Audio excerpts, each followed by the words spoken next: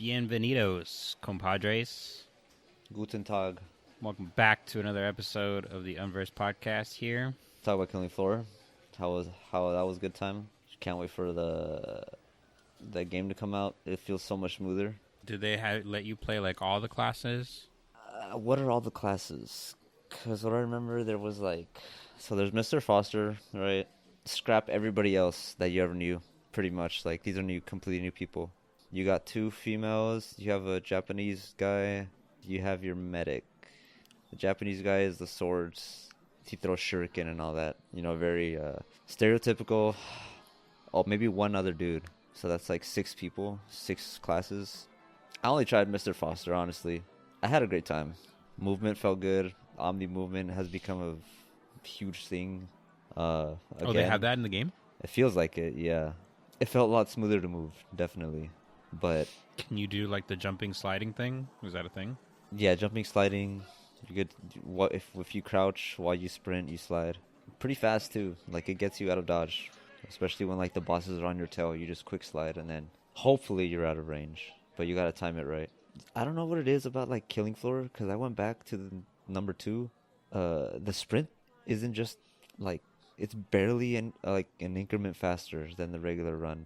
I don't know if that's just me, but it felt the same way here. Like, when you try to sprint, it feels the same, like as you're running the normal run. I can kind of see that, like looking at the walking speed, like while you strafe and stuff, like while aiming, versus to like when you're just like full blown sprinting. I think probably the difference though would be like, you know, these aren't like the Call of Duty zombies. You know, these are just like very aggressive type AI these are zombies. Zeds. So yeah, they come at you pretty quick, and I think the attack window that they have, like their frames and range, it goes pretty hand in hand with the speed that you're going. So like sprinting just at the right time, right when they're about to lunge at you, would make all that much more easier for you to get like I don't think that they have perfect dodges necessarily, but just like perfect dodge in the definition of just you being able to move around, you know? Perfect dodge means you didn't get hit. That's it. You didn't get hit, right? That's what I'm saying. There's like no frames. You know exactly when to do like the slide or when to sprint so that you can break away from somebody who's just about to lunge at you. Yeah, all in all, it was a good time. I had fun. There was like a hub when you start in. You don't have, like, it's like a big facility. You go upgrade your skills, upgrade your armory, but like you can access all of that if you hit the touchpad, so you don't have to run anywhere.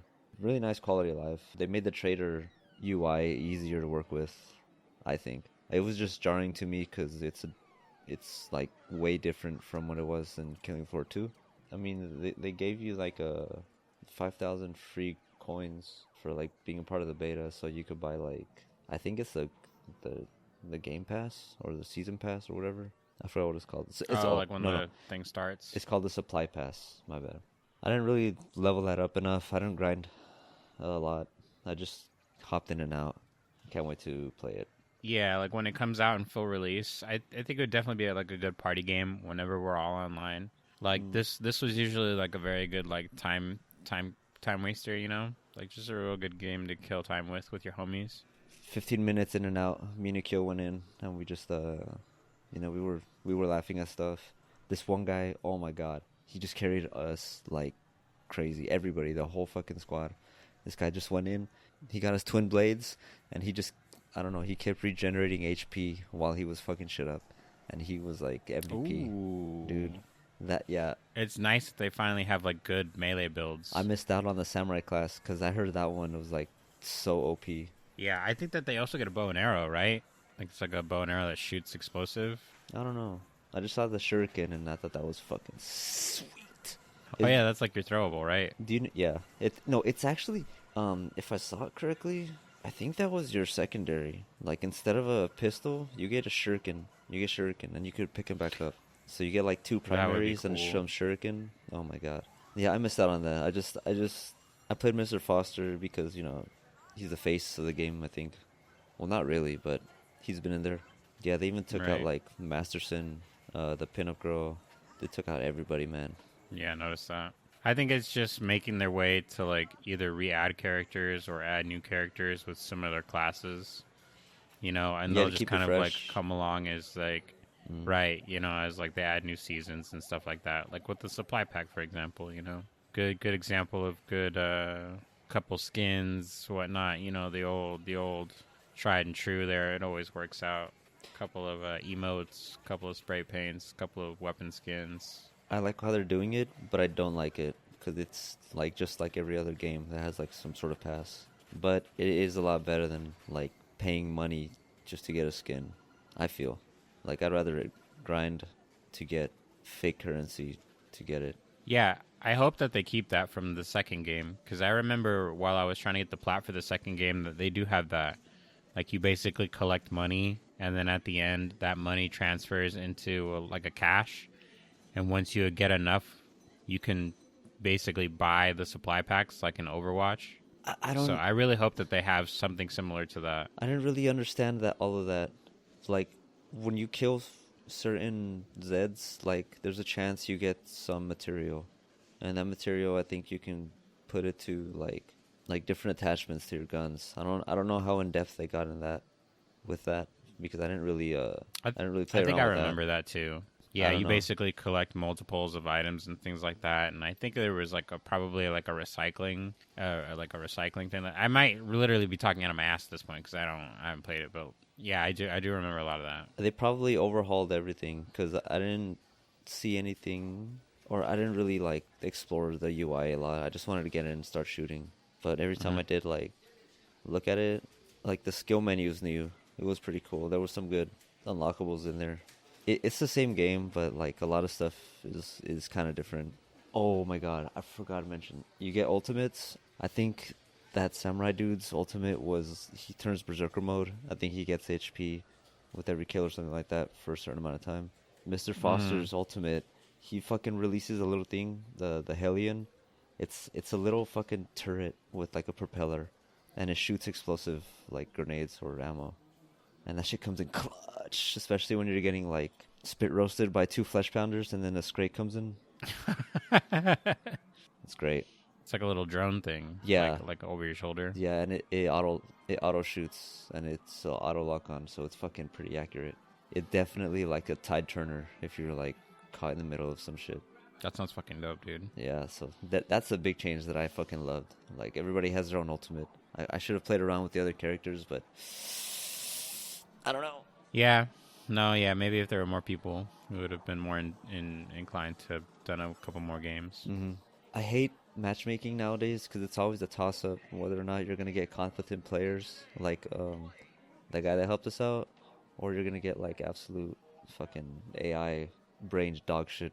Yeah, like Fruity Pebbles Bagel 39, you know.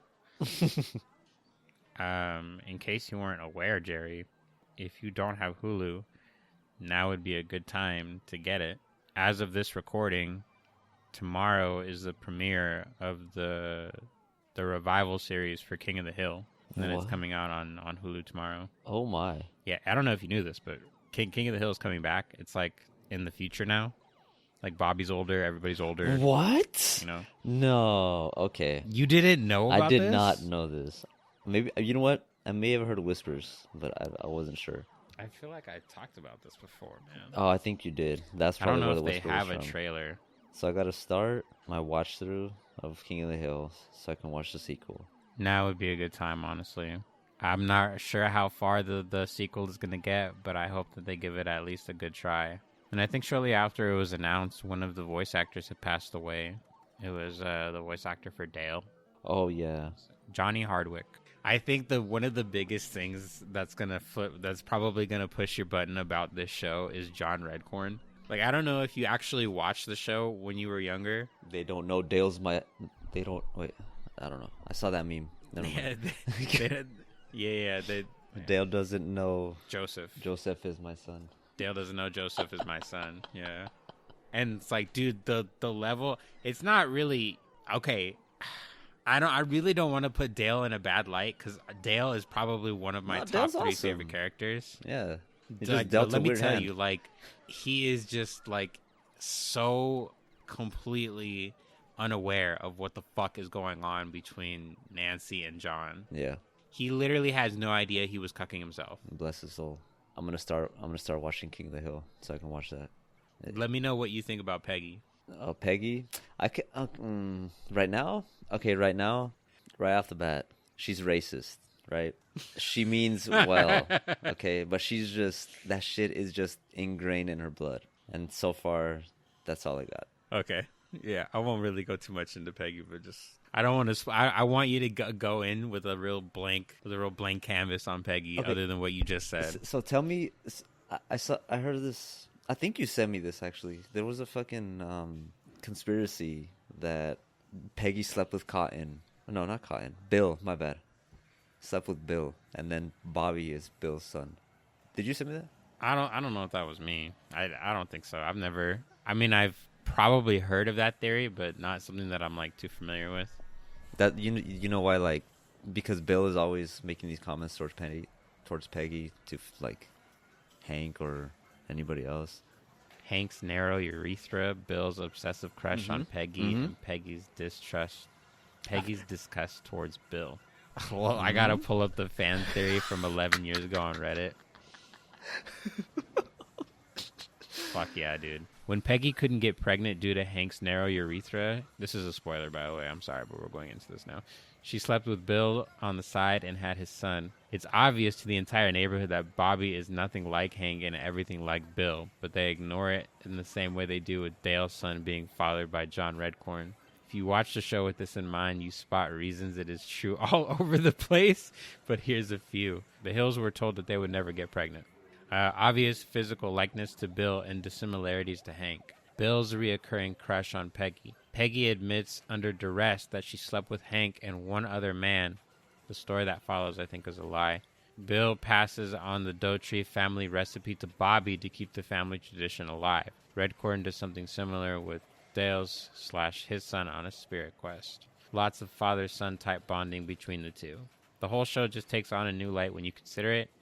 Like Hank is helping around the neighbor's house after Con disappears, and Bill says, "It's just not fair. Why does he get two families?" Or when Peggy warns against Bobby spending time with Bill. Actually, that pretty much hits. Now not because of that, I'm gonna be watching King of the Hill, just thinking about that the whole fucking time, and just trying to connect every dot. It's not like it ruined it for me. It's not like I watched King of the Hill from like start to finish. It's always been like the episodic spurts whenever like it's on Adult Swim or Fox. Going through it now, I'm all this shit to think about. I can't wait. I'm gonna start pretty soon. Damn, that's 13 seasons, bro. Dude, let me tell you, I think it's season 1. It's probably one of the first few episodes, but like they go on a camping trip, like on a Boy Scout trip, and they have to find like a special animal called I think it was called Wimatanye. The Wimatanye. They like made it up. It's like a whole thing that that Hank's dad made up, and that they were like passing the buck on and stuff like that. And then he just ends up like, well, I'm not gonna spoil the episode for you, but yeah. It's pretty fucking funny, like some of the shit that they make as like jokes. Yeah, they were in the woods. I think I remember this episode, but barely. Yeah, man. It's funny because it's like one of the first episodes where they like initially have characters that they don't bring back into the series. Nice. Or at least like they don't bring back as like regulars. Because like, they go camping with 4 people. It was Hank, Dale, I think Boomhauer or Bill, and then one other dude. So it was probably 4 or 5, if I remember correctly. But I think it was 4 because it was just like supposed to be sons and their dads. So I don't know why the fuck Bill was there, honestly, but whatever. And anyway, like this one guy is there because in Hank's flashback, his dad was also there with him and Hank. Like Hank was a child and this other guy was there as Hank's like scout partner. So in comparison, now in the future, as Bobby is present, this guy also has a son and he's there along with him. And like you see him in the episode and they talk and like all this other stuff. And then like at the end of the episode, like that's it. Like we never see this guy again.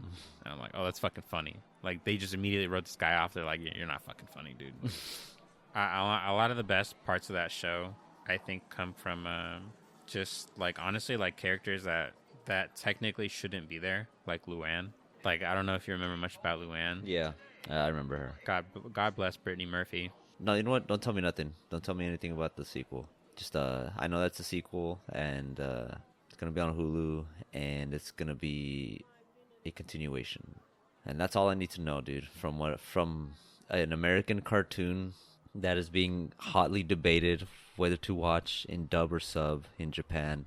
There's too much story in this. I forgot where I was going with this, but there's a lot in this. You know, this is something to like watch seriously. There are a lot of good golden nuggets in there. Mike Judge is he's a good. You just totally reminded me. You mentioning the whole Japanese thing, like about sub or dub. You just totally fucking reminded me. There's like, all I'm gonna tell you is this: there is a time where Hank goes to Japan. That's all I'm gonna tell you. Nice.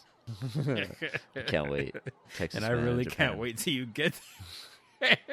Yeah, so fucking...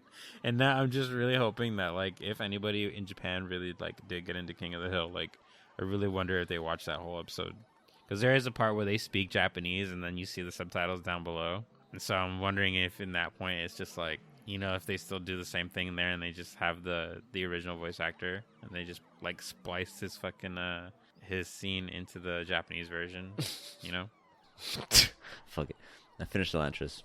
It was pretty good. 600 pages. I think I gotta read the DLC. This dude Adam just needs to text me back so I can give it back. Yeah, I don't know much about the DLC. I don't know if I read it or anything like that already, because there was an epilogue, but I'm sure there was something else after that. I think Danny was saying that his version has. Is that what you're referring to when you say DLC? Like that extra. That's because his is the. I think he said his was the 10th edition or something. I think it's something Sanderson wrote after 10 years. It might be yeah, you're right. I kind of think it might be the 10th edition then, the re-release for the anniversary. No, but it's a good read, man. Okay, between the two, between Mistborn and Elantris is definitely deeper with like lore and the power structure, but that is like later on, one of his later works. And in Elantris, it's not like it's not boring, because there is stuff that's happening, like there's twists, and that keeps me wanting to read. The big stuff doesn't really happen until like the closer to the end, and that's where I'm like, oh, this is where Sanderson comes in with the powers, because it was pretty flashy, honestly. I love it. I'm trying not to spoil it, but it's like, it reminds me of like Mistborn. It reminds me of Way of Kings. I can see where everything else was gonna come into play after this. I still don't know how everything connects in the Cosmere. I think I just gotta read. I don't know what the next book is. I know it's not Rhythm of War.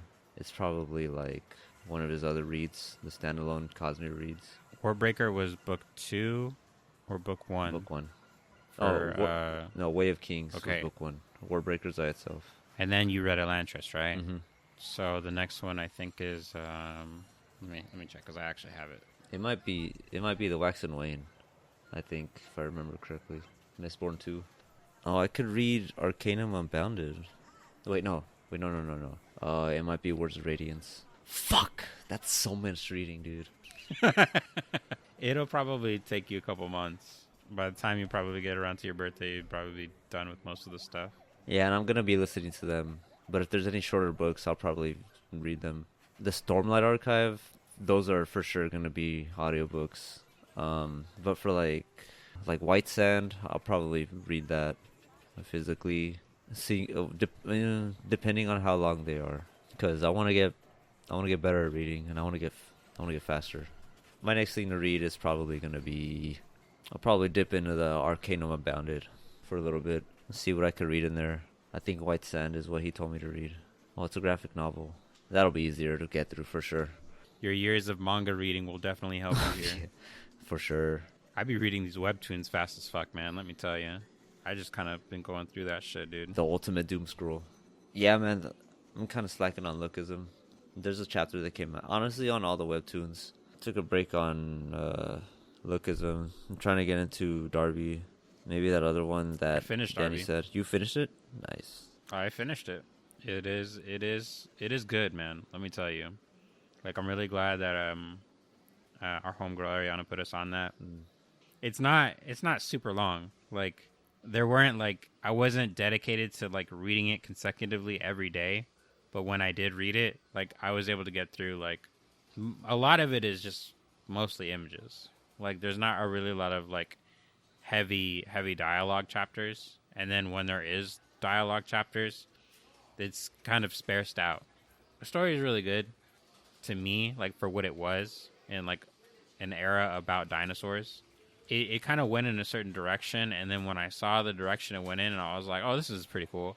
And then as it went further along in the story, there's about 5 seasons altogether, and that's split up between, I think it was 218 chapters. So every series is usually like about 30 to 40 chapters, more or less. Like the cliffhangers for each one, and like I said, like all the plot twists that come as they be, like when you're reading through it. Like there were definitely some scenes where I was like, oh, I didn't really see this coming.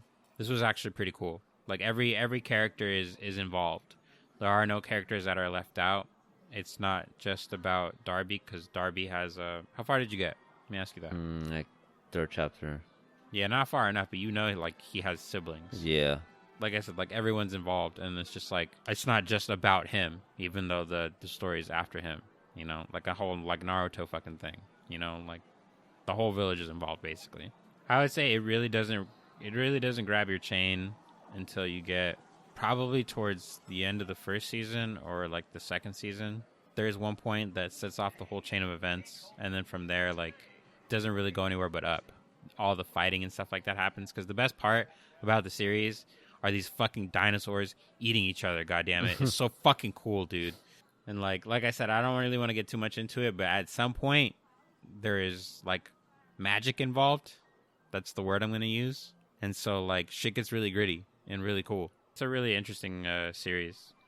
Okay, that sounds pretty good. I'm already sold, but that sold me more. You got to pick your favorite species of dinosaurs, because not a lot of them survive. Yeah. You know what else didn't survive? What? Warner Brothers San Diego. I hope you were not ready for the Wonder Woman game, because that's not happening anymore. So, because, yeah, Monolith is closing down. Warner Brothers San Diego Studios is closing down. So they're just going to focus on Harry Potter and Mortal Kombat, DC, and Game of Thrones. What's happening, man? Dude, I'm kind of concerned for Mortal Kombat, actually, now that you say that. Like, I'm really hoping that, if anything, that NetherRealm could probably find, like, a different studio, or not a studio, but yeah, like a different studio. Because if they get shut down and they take Mortal Kombat with them, I'm gonna be pissed. I don't know. I'm gonna fucking lose. I don't know. Monolith made the Shadow of Mordor. They're also shutting down Player First Games as well.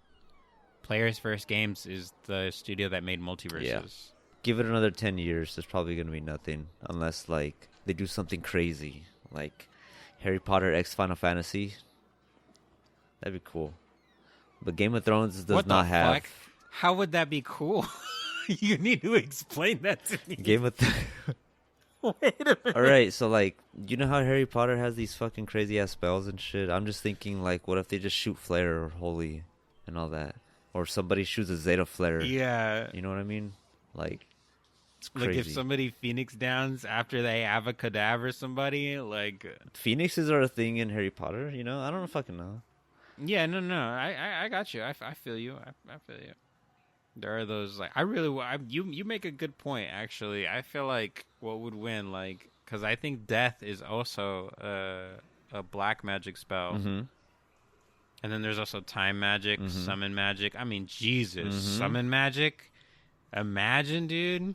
Even the regular espers, like those I understand, like carbuncle, fucking bomb, like I don't know, just like random like enemies that you can summon, whatever. You know, like just. But then you're going into like actual summons, like fucking summon Alexander or something like that, and you're like, just like, dude, okay, well, astronomy. That's a core class in Harry Potter. Isn't that like? Aren't the summons like constellations or something? I'm not gonna lie to you.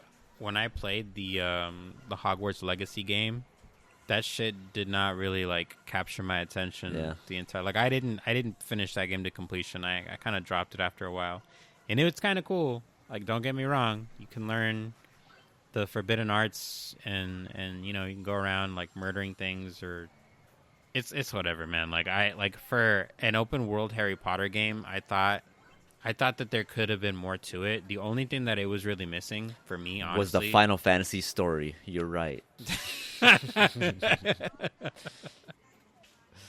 I hear you. Yes, absolutely. And to add on to that, I would have also preferred Quidditch.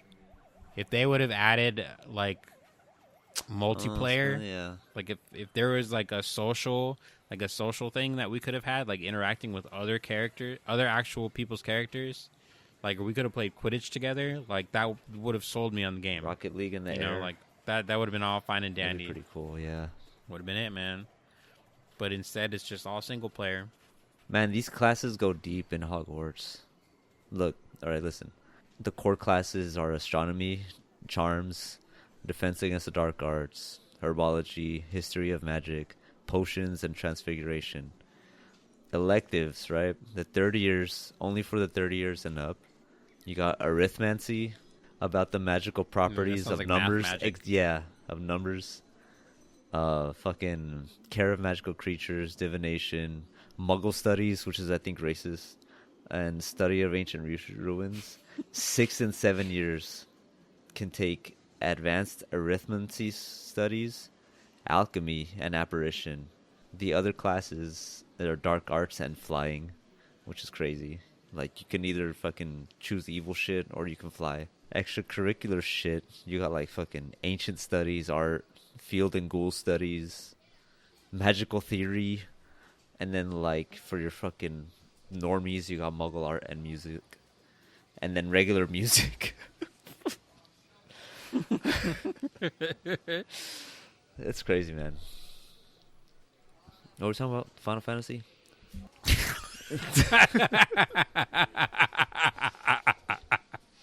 Yeah. Yeah, we were talking about Final Fantasy and Hogwarts.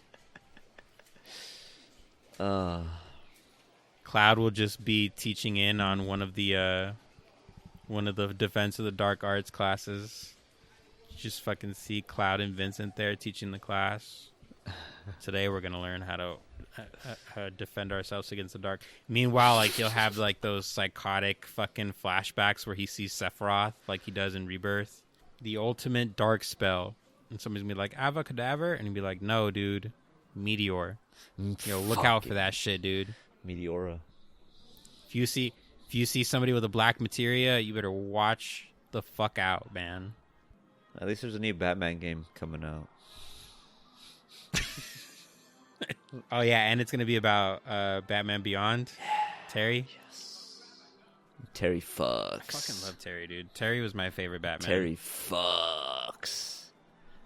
Terry doesn't make love. Terry fucks. His girlfriend. Do you remember his girlfriend in that show? That's right. Denji. No, I'm just kidding. What? No, I don't remember. I remember a bunch of girls in that show, but I don't remember a specific one. Black Canary wasn't on that, was it? Was she? Because that's all I'm thinking of right now. I think there was probably like an equivalent to Black Canary. Probably not one and the same. I know that like in the series, if I remember correctly, like he like ends up with a couple of different girls every once in a while. Mm-hmm. Because what happens what I'm is saying, like dude. Terry and his like on and off again like high school girlfriend, like they always end up like getting into fights or whatever, or they're like breaking up or whatever the fuck it is, and then like Terry's Batman, and then he meets a bad girl, and by bad girl I mean villain. That's a that's a baddie. She don't want to be saved. She wants me to save her. She don't want to be saved. And then Are he we ends talking up about like making Batman out or with Danny her. Phantom?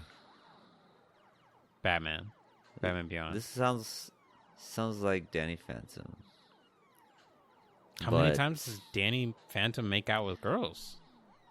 A couple times, dude. Couple of times. One thing I will say about this Batman Beyond game is, like, so far, I don't think that they've said too much about it, but they're spectating that it might be a PlayStation exclusive game.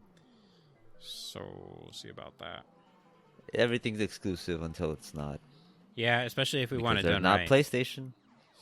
No, with Xboxes at this point, they just want to give us some of their IPs so that way we can play. Shit, I'm not even going to complain at that point. I would love to play Halo.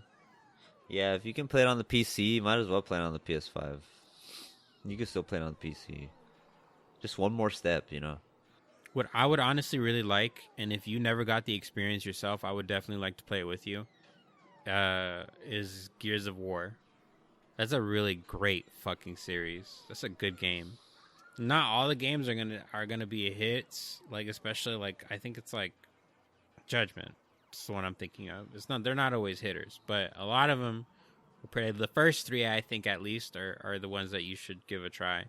Like they're okay. But it's really the multiplayer that I like. Like that's just like where I got really like into MP for like really the first time when I got an Xbox. You know, once I got the whole internet and started paying for Xbox Live. Oh yeah. Like I would just dump all of my free time into that game. And there's also a horde mode too. That's always fun. Oh, I'm in. I don't know what it is about horde mode, but that always gets my jollies. Yeah, horde mode is fun. Killing floor, Helldivers, zombies. Speaking of Helldivers, have you played recently? I have not this gloom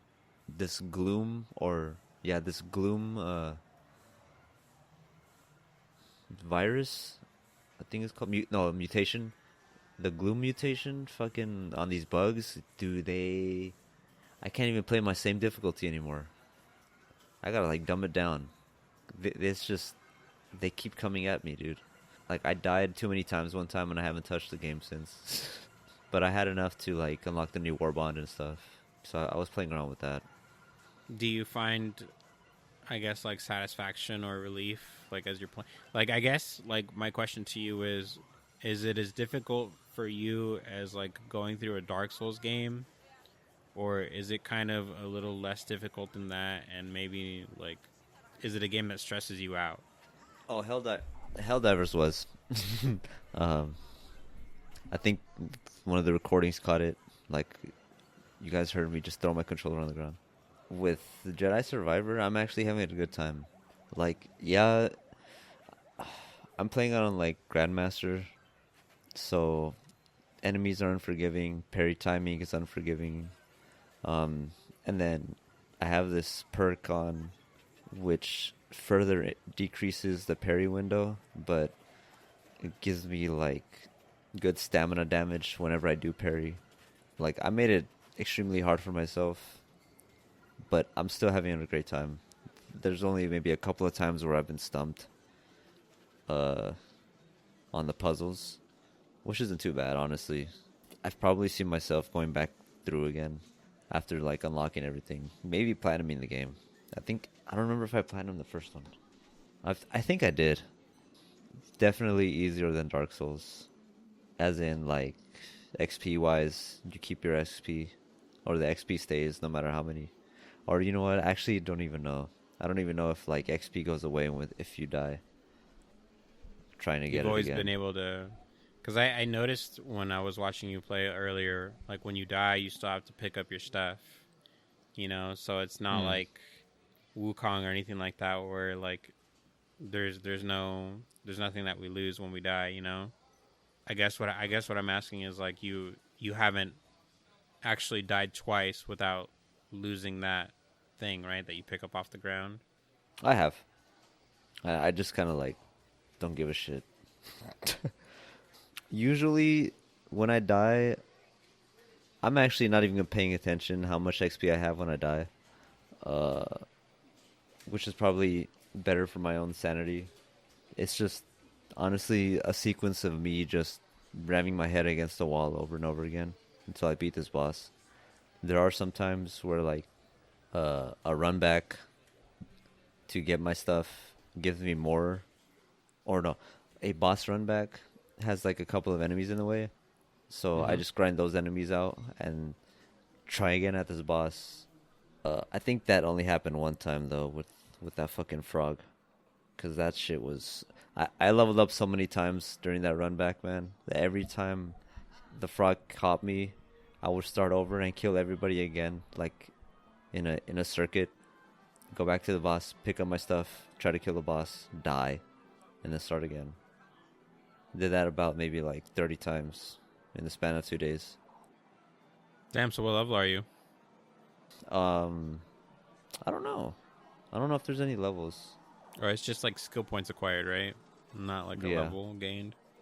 I So have a like lot. So I've been playing quite a you bit. like almost maxed out the whole tree. So there's like 3 trees. There's the survival, lightsaber, and force. I think I maxed out the survival one, and all the lightsaber stances have their own like trees. Oh, and force has 3 different trees in it for like I think concentration. I forgot, but it's a lot. It's a lot of grinding too.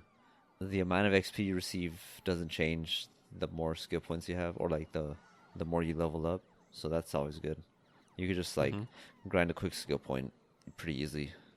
Well, that's always good. At least like, it gives you an incentive to always like pick a fight, instead of like kind of speed running through it. Yeah, big time. Because there are times where I wanted to run, but honestly, the joy of like being able to parry this giant beast and then like take it down on the way to get my stuff is like so much better than actually getting the stuff itself, which is rare to say. I feel within like these kind of games, you have to literally gun it to your stuff so you don't lose everything. But I'm not really thinking like that. I'm just like, I gotta kill this thing. Oh, I died. Let me try again. The XP honestly is just a bonus. I've just been playing around with the new stances it was giving me, so it's pretty fun. Having a blaster, fucking game changer. I know it's against the Jedi way, but the Jedi are dead. I'm the last one. I make the rules, and the rules say I get a Amen. fucking I get a chrome deagle on my hip. I would like a hat. I'm not gonna lie. There's this hat an NPC has. It reminds me of Cad Bane's hat. I want that hat. I think it was Mod it. even a conversation between the two of them, where it's like, where can I get a hat like that? She's like, this was my first kill. I ain't parting with this hat.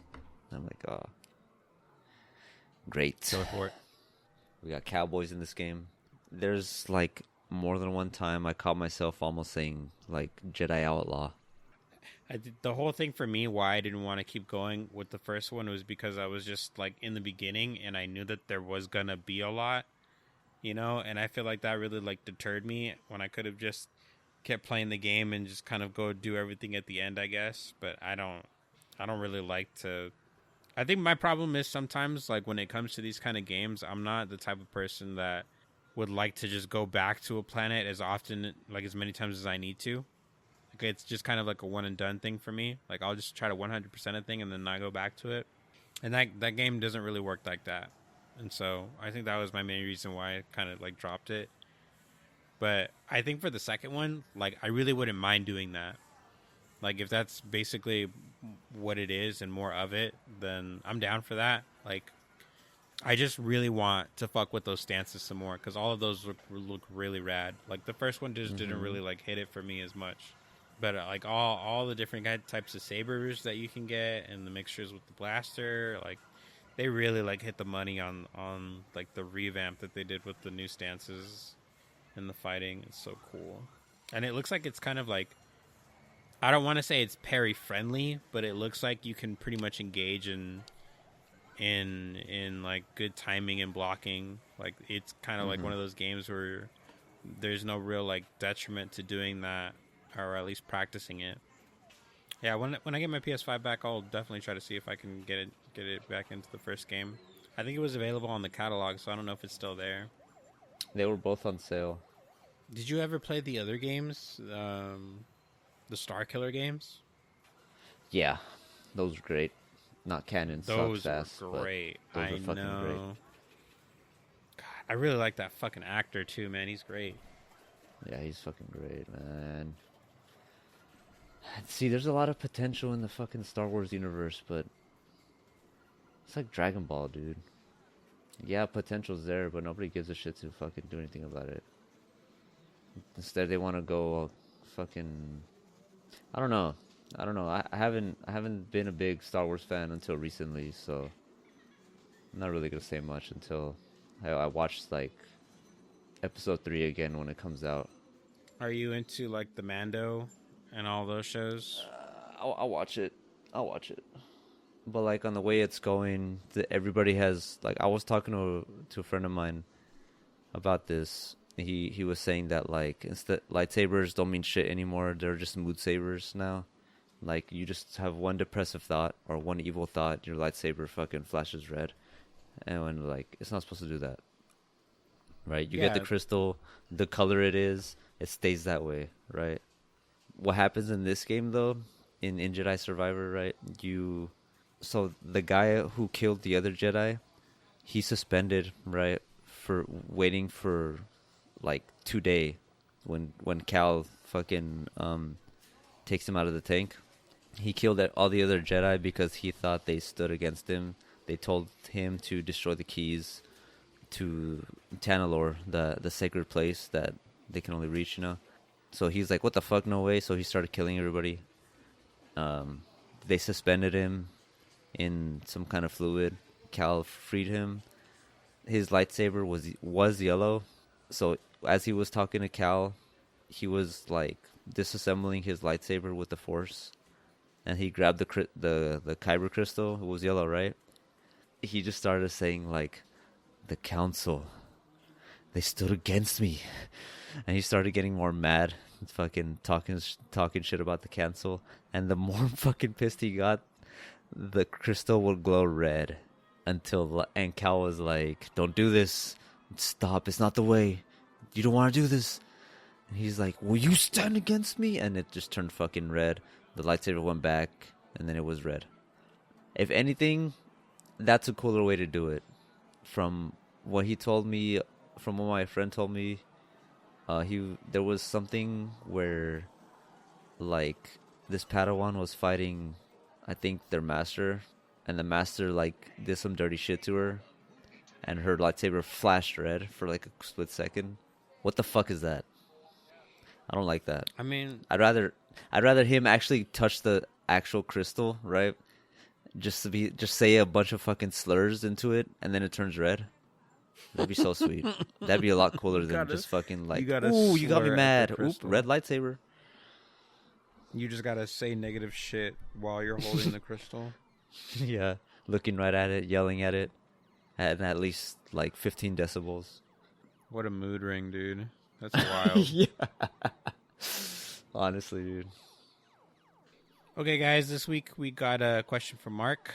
Sends in another question through email at unversedpodcast@gmail.com. You too can also submit your own questions. Again, that's unversedpodcast@gmail.com. So be sure to send us anything that you might want us to talk about. So this week, Mark brings us a good question. He says, what in a game, anime, or movie did you like where either the hero or villains were getting wrecked? So in other words, what kind of franchise or anything like that where you saw a good fight happen, whether it's the heroes or villains getting destroyed, that really caught your attention? I choose Red Dead again. I know I said that before for a bunch of funs, but there's the whole section. Honestly, like I'm not even gonna be specific on which one because Red Dead Redemption and the second one both have good like parts, right? So like the first one, I don't know if you ever played it. At the not at the yeah, I guess the end of the game before the epilogue, everything's pretty much coming to like the climax point, the end of it. You know, Pinkertons know where you live. You did them wrong, so they're coming at you. Or no, you finished. You pretty much did what they hired you to do, so now they're coming after you. Just the walkout after John Marston tells like his wife and his son, like, "You guys run, you guys get out of here, take all this money and go. Do not look back, no matter what happens." And he's telling his son like, "Take care of your mother. I love you, boy," or something like that. And then like they leave. All that time they're inside the barn house, right? The big door's closed, but the back door's open. The wife and kid leave on the horse, like fucking bawling, crying and shit. Marston turns around, he like cracks the door open, and he sees like the line of Pinkertons just fucking ready to shoot, like the firing squad. Just the fucking build up, like you have to push the button to kick the door open and just deadeye as much people as you can, but like there's no way out of it. You're dead. John Marston just fucking dies right there. Like, he gets shot. He saves his kids, saves his wife, saves his wife and kid, gets shot. That's the end of his story, right? Just the build up to that point is just like insane. Things are happening too fast. And then once he's there, it's all good.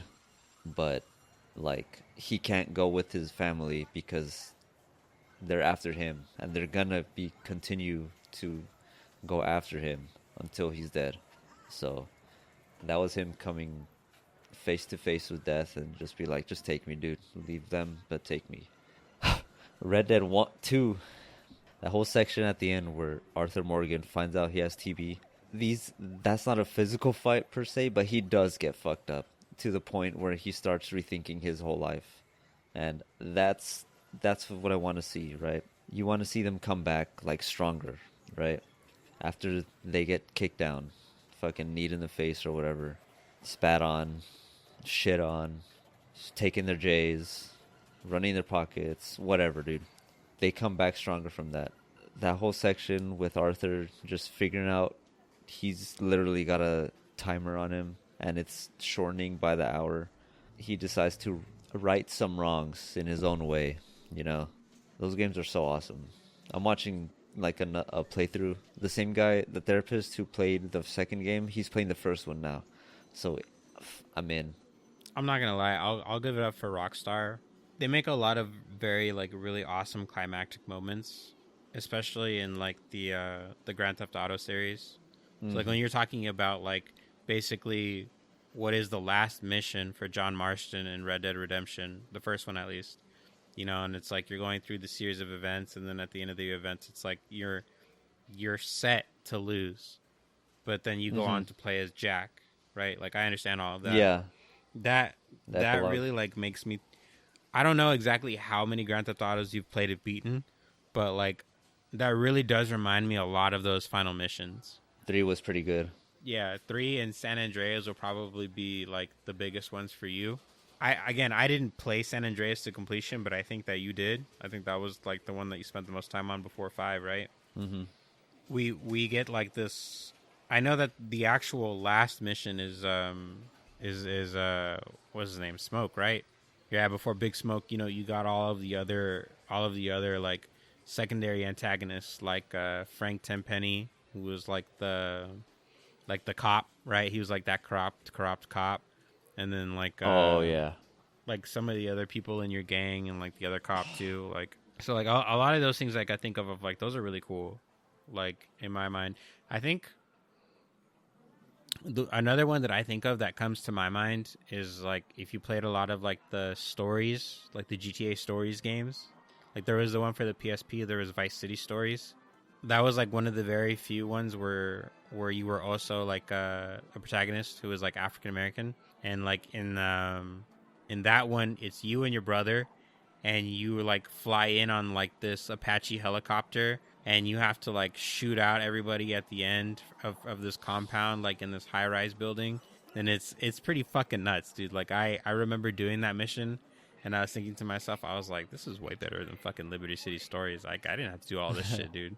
Like, to me, I just think of, like, all of that shit, dude. And then, like, the last mission for Grand Theft Auto 4, that was also a really good one. Because, like, there's, like, that whole thing where you have to make a decision between, like, either your cousin or your love interest dying, like, at some point before that. And that ties in with the ending for the final boss.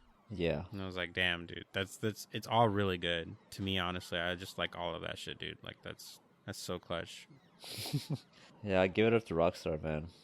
I always say like if I have to play from one dev ever again, it would be Rockstar. That's a safe bet. I don't think that they'll ever let you down per se, and you definitely always have a lot to do, especially if they continue to do live updates for their shit. My answer to this, I'm gonna say a show, honestly, not really like an anime. A couple of the scenes from The Boys from the Amazon series. Oh yeah, those really hit, dude. Like there are just so many good scenes, you know, like either Huey or some person that was wrong, like gets their comeuppance or something like that, or just straight up like unnecessary death that you're just like, what the fuck? Shoot, dude, like the two that come to mind the most was the beginning, I think, of season 3, where you see like that one superhero who can like shrink, and Oh my god. he like, yeah, dude, and he like shrinks down to like pleasure his boyfriend through his urethra, and while he's inside of his boyfriend's urethra, he like sneezes and loses control of his powers, making himself normal size, and he just completely like fucking body bags the lower half of his boyfriend. His upper half is just hanging on the bed, just immediately dead, just instantly dead, right? Like not moving or anything like that. And like he's just covered in blood, just like fucking screaming and crying. Oh my god. I think that he even mentions like that's not even the first time that it happened, which blew my mind, honestly. I was like, dude, this show is so nuts, bro. And then the other scene that I think about is I want to say it's the end of season 2 with Stormfront. There is that whole like big reveal with Stormfront where it turns out she's a Nazi. The team is like get Butcher's wife away from the compound with her son. Like they just got her and they were ready to go, and then Stormfront shows up, and then there's that whole scene where Kimiko, what's her name? I'm drawing a blank. The girl that Huey's with. Oh, Starlight. Starlight, thank you. Yeah, so it's Kimiko, Starlight, and I think Queen Maeve, and they all just take turns beating the shit out of Stormlight. Like they just like have her in a big circle, and they just start beating the ever loving shit out of her. It's so funny, dude. I was like, these are such good scenes, man. There's the unequivocal scenes too, where like later on in season 3, like, you know, Homelander is going toe to toe with like Billy and stuff like that. Like any scene that involves a Superman fighting, like really getting gritty and like throwing like haymakers and like trying to crush bones and stuff like that. Like those are always cool.